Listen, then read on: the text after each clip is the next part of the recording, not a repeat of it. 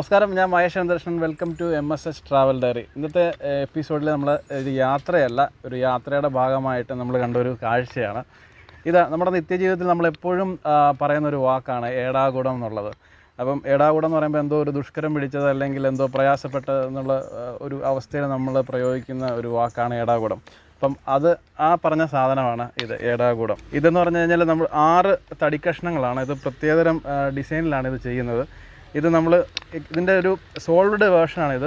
പണ്ട് കാലത്ത് നമ്മൾ ഉപയോഗിക്കുന്ന ഒരു പസിൽ പോലത്തെ ഒരു സംഭവമാണ് ഈ ഏടാകൂടം എന്ന് പറഞ്ഞു കഴിഞ്ഞാൽ. നമ്മുടെ ഇന്നത്തെ കാലത്ത് നമ്മൾ റൂബിക്സ് ക്യൂബ് കാണത്തില്ല, അതുപോലെ തന്നെയാണ് അതിൻ്റെ ഒരു പഴയ വേർഷനാണ്.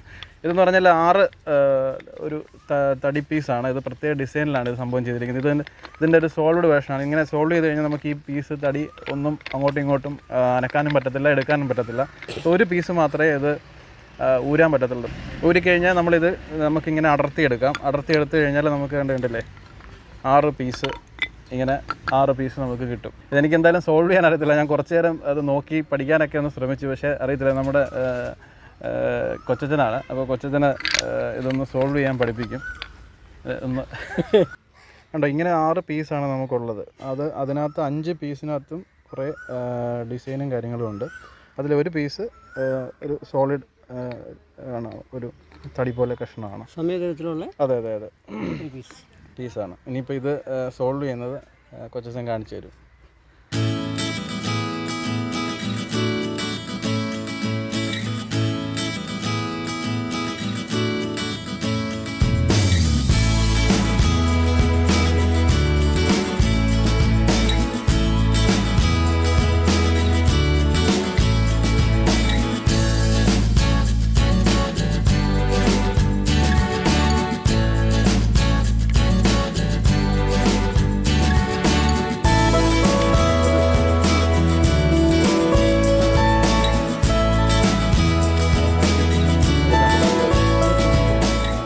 ഇതാണ് സംഭവം ഏടാകൂടം.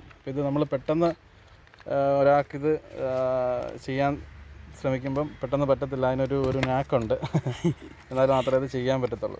അപ്പോൾ ഇത് ഒരു യാത്രക്കിടയിൽ കണ്ട ഒരു രസകരമായ കൗതുകകരമായ ഒരു സംഭവമായിരുന്നു. അപ്പോൾ ഇതുപോലുള്ള വീഡിയോസായി ഇനിയും വരാം. ഈ ചാനൽ ആദ്യമായിട്ട് കാണുന്നവർ സബ്സ്ക്രൈബ് ചെയ്യുക, തൊട്ടടുത്ത് കാണുന്ന ബെൽ ബട്ടൺ അമർത്തുക. നിങ്ങളുടെ അഭിപ്രായങ്ങളും നിർദ്ദേശങ്ങളും കമൻറ്റായിട്ട് രേഖപ്പെടുത്തുക. Okay, by.